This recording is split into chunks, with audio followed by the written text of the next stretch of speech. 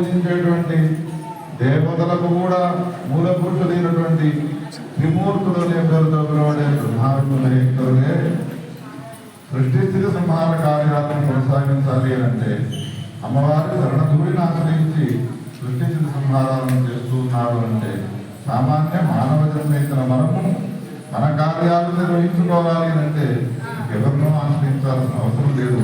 మనం కూడా అమ్మవారి చరణాలను ఆశ్రయించాలి.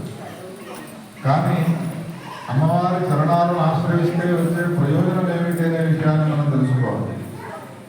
మానవ జన్మ ఎత్తిన తర్వాత మనం అనేక రకాలైనటువంటి పాపాలు చేస్తూ ఉంటాం. ఎవరు రోజుల్లో పాపాలు చేసిన వాళ్ళు ఉంటారో వాళ్ళకి అమ్మవారు ఉండేటువంటి మన జీవితంలో ప్రవేశం లేదు. వాళ్ళకి ఆ ప్రవేశ అర్హతనే లేదు.